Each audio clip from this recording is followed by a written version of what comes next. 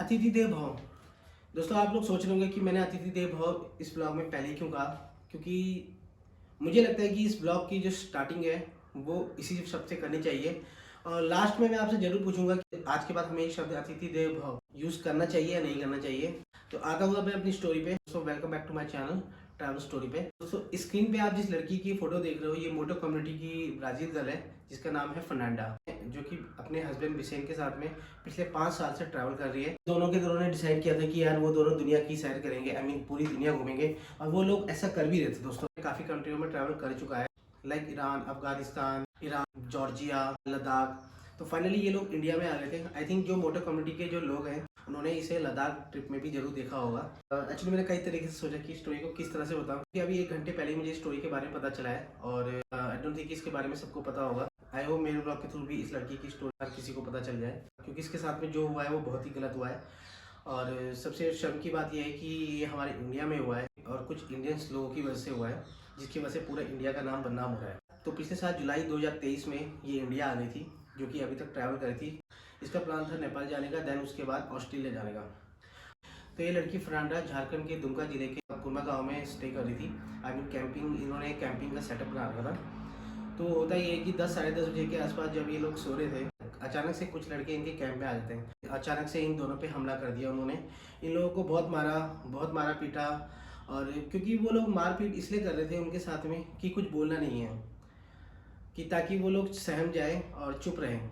फिर उसके बाद उन लोगों ने उस लड़की फर्नांडा के साथ में 1 बाय 1 उसका रेप किया। और रेप करने के बाद वो लोग वहाँ से भाग गए। अब मैं आपको बताऊंगा कि वो कितने लड़के थे। तो आपकी आंखों में गुस्सा, नफरत और आंसू तीनों एक साथ होंगे। वो 7 लोग थे दोस्तों। दुमका जिले के 7 लड़कों ने उस लड़की का रेप किया। मतलब मुझे सोचते हुए बहुत अजीब लग रहा है दोस्तों यार कि वो हस्बैंड वाइफ मतलब कितने भरोसे के साथ में, क्योंकि अगर वो लोग इंडिया टू ट्रैवल, क्योंकि हम लोग कहीं पर भी जाते हैं ना दोस्तों, तो हम लोग उस जगह के बारे में जरूर पता करते हैं कि वहाँ पर जगह कैसी है, वहाँ पे लोग कैसे हैं। आई एम श्योर कि उन्होंने किसी से सजेशन जरूर लिया होगा। उस लड़की की उम्र 28 थी दोस्तों, और वो पिछले 5 साल से ट्रैवल कर रही थी। और फाइनली उसके साथ में ये जो इंसिडेंट होता है वो कहाँ होता है, वो हमारे इंडिया में होता है दोस्तों। पर इन लोगों ने जहाँ जहाँ ट्रैवल किया, जिस कंट्री में ट्रैवल, आज वो सारी कंट्रियाँ हमारा मजाक बना रही है, इंडियंस का मजाक बना रही है, इंडिया का मजाक बना रही है दोस्तों। मैं ये नहीं बोलूँगा कि उन बिहारियों ने उनके साथ में गलत किया, क्योंकि वो बिहारी से पहले वो इंडियन थे दोस्तों। हर वक्त हम लोग बोलते हैं ना, I proud to be Indian, I proud to be. तो अब क्या है दोस्तों, आई नो कि यार इसमें सबकी गलती नहीं है, बट जिन लोगों की गलती है एटलीस्ट हम लोग उनको सजा दिलवा सकते हैं। और फर्नांडा और उसके हस्बैंड को जस्टिस दिला सकते हैं। कुछ इंडियंस के कारण उन लोगों की जो लाइफ है वो पूरी स्पॉइल हो गई। जब ये इंसिडेंट उनके साथ में हुआ, जब वो लड़के भाग गए, उसके बाद दोस्तों एक्चुअली मैं फील कर रहा हूँ मैं ना उस टाइम को फील कर रहा हूँ कि मैंने भी कुछ वीडियोस देखी, कुछ फोटोज देखी, उस लड़की के चेहरे में चोट के निशान थे। उसके साथ में कितनी जोर जबरदस्ती भी होगी, और वो भी उसके हस्बैंड के साथ में। जब वो लोग भाग गए थे तो उसके बाद उनको समझ नहीं आ रहा था कि वो क्या करें, क्योंकि अनजान देश है, किस तरह से कम्युनिकेट करें किसी से। जब वो लड़के उसका रेप करके भाग गए, तो उसके बाद पुलिस की पेट्रोल कार आती है, जो पेट्रोल कार होती है, तो उसकी लाइट पड़ती है सीधा उन पे। और वो पुलिस वाले देखते हैं कि उनके चेहरे में चोट के निशान थे, और वो उनसे कम्युनिकेट करने की कोशिश करते हैं, बट एक्चुअली पुलिस वालों को उनकी लैंग्वेज समझ में नहीं आ रही होती है।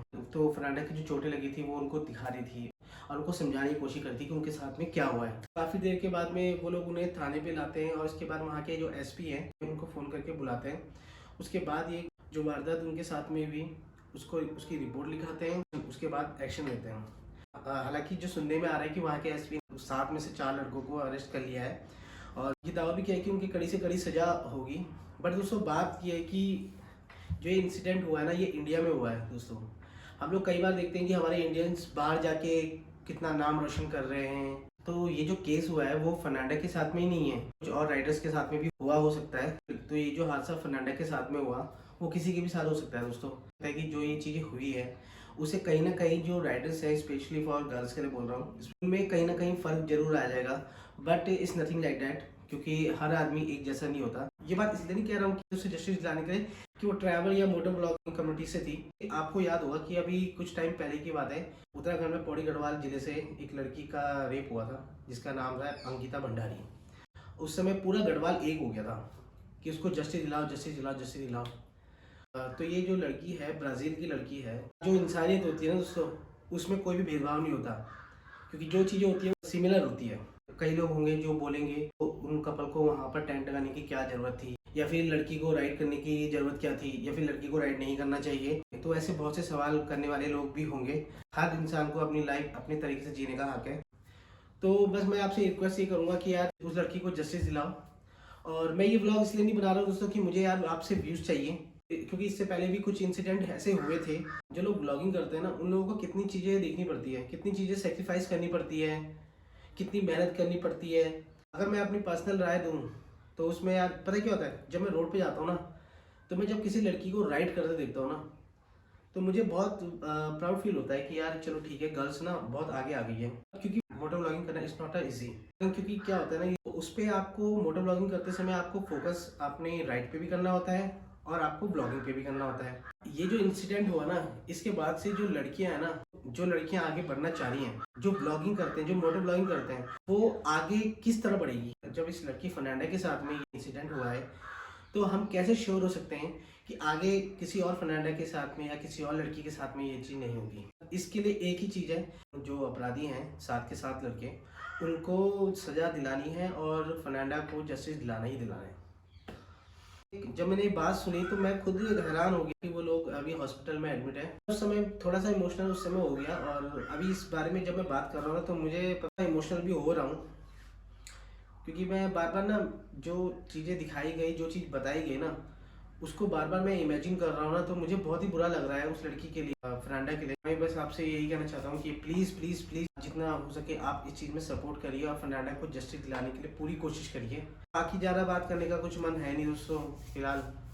अगर आपको लगता है कि मेरी कुछ बातें अगर आपको पसंद आई हो, आई मीन कुछ अगर आपको लगा हो कि मैंने कुछ फर्नांडा के लिए सही कहा हो या कुछ गलत कहा हो, तो कमेंट करना दोस्तों मुझे।